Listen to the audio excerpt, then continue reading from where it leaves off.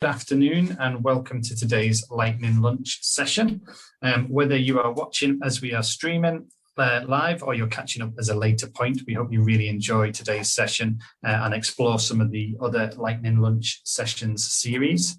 A few pointers before we get started.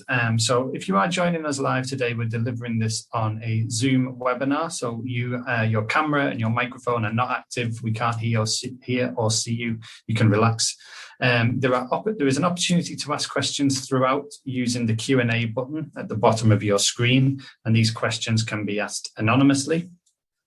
However, if you are watching this at a later date, watching our recording of this session, any questions that come up as you go along, you can ask them via email to the outreach team at LJMU. If you email outreach@ljmu.ac.uk, we'll be able to help you. And if it's related to the session, I can pass those on to Sam.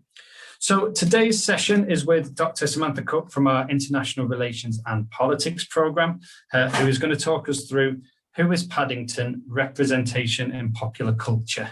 Thank you, Chris. So as Chris said, I'm Sam. I am a senior lecturer in the International Relations and Politics team. And today I thought it's 20 minutes. Let's make it a bit fun. Let's think about something that we engage with every single day. And so I'm going to talk to you a bit about popular culture and the role it plays in representation and politics. Now, hopefully you all recognize this adorable marmalade and Marmite loving bear. So Paddington is, I'm going to say, a bit of a pop culture icon. And he has kind of been a figure for many different generations for many different reasons. And what I want you to think about today is, what is it that some of the main protagonists in books, the key characters in movies and TV shows, even not necessarily the main characters, but what role does everybody play in representation? What do we learn about them, and what do we learn about the other characters that they are engaging with? So first of all, what I want you to do is take a couple of minutes. So if you are doing this later with the link, pause the recording now and just give everybody a couple of minutes to think about what is meant by popular culture. If you are doing this live with me now, have a think and maybe pop it into kind of the Q&A chat. Or if you feel like you don't really want to do that, just jot them down and see what you come up with. So think about what you understand popular culture to encompass.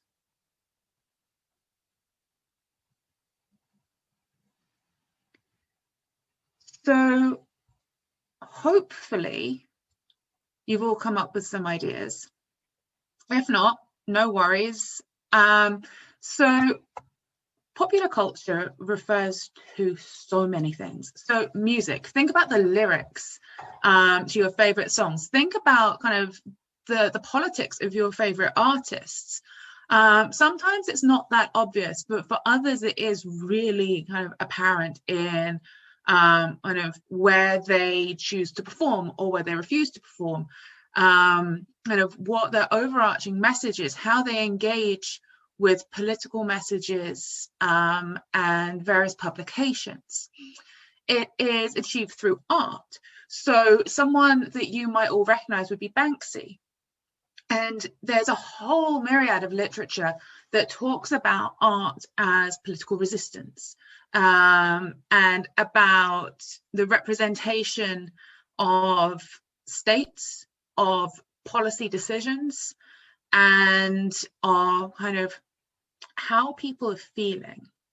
So if you think about the different types of graffiti that have come about as a result of Banksy's work and other artists as well, then you're going to start to see how is this underlying political message, how there's this form of kind of challenging the narrative that is coming forward from a lot of different situations. So Banksy, more recently, he's done pieces recognising the hard work of all our key workers with the NHS. He did the self-shredding image. I don't know if any of you are familiar with the piece that had a shredder built into the frame, and at auction, after a huge amount of money was paid for it, it automatically shredded itself. We've seen pieces popping up in relation to the EU, the UK leaving the EU. We've seen resistance to the situation in the jungle in France, when we were looking at increase of refugees and migrants, with the kind of situation in Syria. So there's a whole different way in which we can engage with art. Then there's TV, and I'm sure I've definitely been watching a lot of Netflix over the last year, but there's a lot of different ways in which identity and representation occur through this. So if this is something you're interested in, my colleague Megan does a politics and pop culture module for second year, and this is where you get to really kind of watch movies for homework and kind of discuss kind of the underlying politics of films, mainly ones with zombies in. She has a big thing for zombie movies and politics. But there's a lot of different ways that kind of messages can come through, kind of the status quo can be challenged. And we've seen some of this in more recent TV shows such as Falcon and the Winter Soldier, which is on Disney+. We've seen this through shows such as Dear White People. We're also seeing kind of politics and representation coming through TV shows such as House of Cards as well. So there's lots of different ways that you can engage with representation and identity through the shows that you watch on a daily basis. Movies are exactly the same. And then we've got theatre and we have literature, all of which fall under kind of this broader umbrella of popular culture. And again, we see kind of the politics and representation aspect coming through. If you think about theatre, for those of you who have seen Hamilton, kind of the retelling of that part of American history based on caste and identity had a profound effect on a vast majority of the people who have seen it. So this is what I mean when I'm talking about popular culture. And it is really amazing because it addresses specific issues. So it can address issues relating to race relations, gender identity, state relations, and that can be between states. So, for example, you could look at movies that look at kind of the behind the scenes kind of policy making aspects of state relations. You can look at them ones where you've got these more kind of front facing elements where it's more about the kind of these engagements. So for example, conflict, or kind of more internal components such as presidential elections. A lot of them relate to different aspects of identity, but it's not always really apparent about kind of how this happens. And this is something that I'm going to talk to you about now in relation to Paddington. So, who is Paddington, other than an adorable bear who loves his sandwiches? I want you to, again, pause the recording if you're doing this with the link, and just take 5 minutes. Firstly, start off by thinking about, what do we know about Paddington? Who is Paddington? And then start building your ideas and kind of create a mind map, maybe, about kind of how we understand Paddington.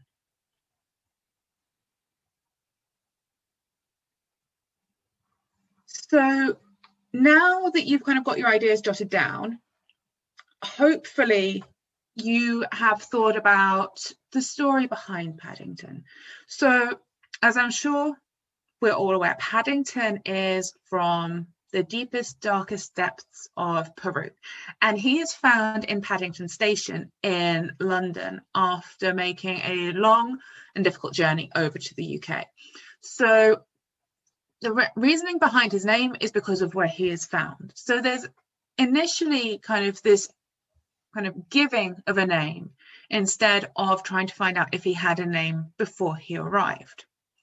So Paddington is a bear who is found in a station, and based on the journey that he has been on and his background, he is ultimately an immigrant. And it's here that we start to look at the politics of kind of identity and immigration, and how kind of we engage with this through popular culture, but also how Paddington represents this. So throughout Paddington, we see kind of an individual who is put in an unknown location in a country where he doesn't speak the language, with nothing more than a suitcase and some sandwiches and some marmalade. So there's this immediate kind of uncertainty about what is going to happen to Paddington. But fortunately, the Brown family find him and they take him into their family. But the way in which Paddington goes about engaging with society, there's this skill set that isn't always as obvious as you might think. So when Paddington arrives, his knowledge of English is limited. And we see this language development really grow as he learns this foreign language. But what we see throughout are criticisms of the way that he puts this language together. And this brings us to another component of who the Brown family are, but it also takes us to this wider aspect of, you know, how is Paddington engaged with in society? So Paddington has his own quirks and traits. He is not used to kind of being in the four walls and a roof environment that the Brown family provide. And there's uncertainty about what various kind of utilities do, and the idea of overflowing bath flooding the house. And it provides in this movie this comedic kind of element as he learns his way around. So what we see is Paddington developing this huge amount of new information in a very difficult situation. But what we also see is the refusal of the Brown family to find out what his name is. They assume and kind of impose this name of Paddington onto him. There is no attempt to learn his native language, yet they are quite happy to criticize how he engages with English as a second or potentially third language. There is no real recognition of the different cultural differences. But there's also kind of this aspect of Paddington is a bear, and they're not allowing for that kind of different identity factor to come into play as these human qualities are kind of put onto him. So there are a whole different range of ways that we can view Paddington. And what I want you to do kind of about kind of when we're thinking about this is think about kind of other TV shows that you have watched. I always joke that I've ended up ruining TV for everyone, but it actually makes for really interesting kind of discussions about kind of maybe the underlying messages that come through. So kind of the way in which this sort of upper middle class family in London engage with this foreign bear and make very little kind of space for him to adjust and be himself and come to terms with what is going on, whilst also being accommodating in a different way by taking him in, providing him with food and shelter. And if you see these two contrasting kind of understandings of what being accommodating means, you see these two kind of conflicting kind of messages of, yes, they have taken Paddington in, they have taken care of him, they have provided him with what he needs in the materialistic sense, but in the cultural sense, and the kind of aspects relating to who Paddington is, have they really catered for that? And that's something that I want you to talk about in your groups. If you were doing this live, pop your ideas into the chat. But this is something that we see coming through in a lot of different TV shows. So Paddington is not the only one that does this, but it's possibly one of the best kind of examples to introduce people to all of this. So, I mean, if you think about TV shows that you have watched where we're thinking about representation, you could think about the way that different character types are portrayed in shows such as 24 or Breaking Bad.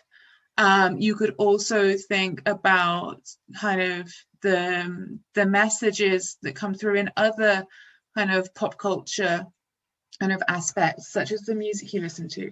So what I want you to do is kind of, for this final point, I want you to either take Paddington and build on what I've been talking about his identity, the Brown's identity, but then also kind of broaden it out and think about how this all ties together and how you're getting these positive representations, but also conflicting negative representations where aspects of identity of both parties aren't necessarily recognized.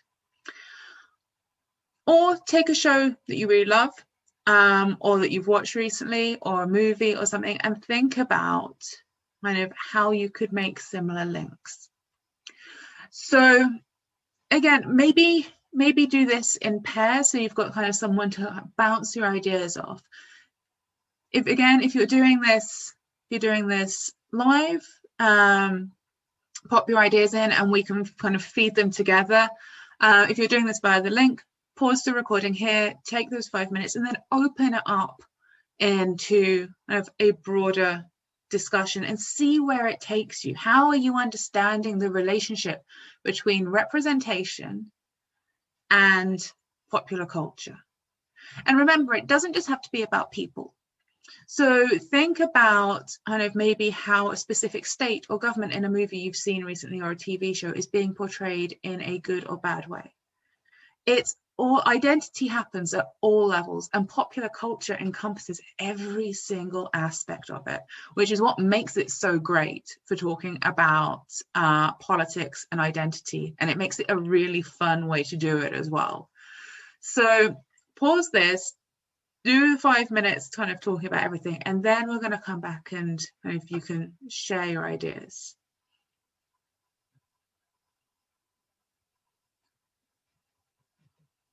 So hopefully you have all kind of come up with some great ideas. You've got some fantastic discussions, and you've started engaging with kind of popular culture and kind of these everyday kind of components in a slightly different way. So I hope you found that interesting. This is something that I love talking about. I also have a massive soft spot for Paddington and his marmalade sandwiches. So if you have any questions, Chris is providing emails, so pop them over, and I'm happy to answer any questions or hear about kind of how your discussions went. I'd love to know what it is you came up with and the ideas that you had. And I hope you enjoyed this session. Thank you. Thanks very much for that, Sam. If you can stop sharing there, I'll share our sort of closing slide. That was a fantastic session, really good sort of introduction to the topic of international relations. And obviously, if this is an interest to you watching live or at home or at school later, then the International Relations and Politics programme at Liverpool John Moores University might be the one for you. So as the slide on screen shows, we hope you found today's webinar useful. If you'd like to find out more about the Lightning Lunch sessions, there is quite a wordy link on screen. If you go to the LJMU website and type in, say, Lightning Lunch, I'm sure it'll pop straight up. We also have a new webpage for students, which is our Moving Forward microsite. Again, just put it in the search bar, probably easier than copying out this link. And that includes information on things like COVID-19 and how we're dealing with that at LJMU. And as Sam said, any questions you have following the session, send them in to myself through the outreach@ljmu.ac.uk email address. And I will happily pass those on to Sam and get you some feedback on kind of how you found that session. But I can see we haven't had any questions come through in the live session. So Sam, I don't want to keep you any longer. Thank you so much for doing that. I found it interesting. I'm going to go and start thinking about every different TV show I've watched recently and think about the representation of all the characters. So thanks for delivering that for us today, and we'll see everybody again soon.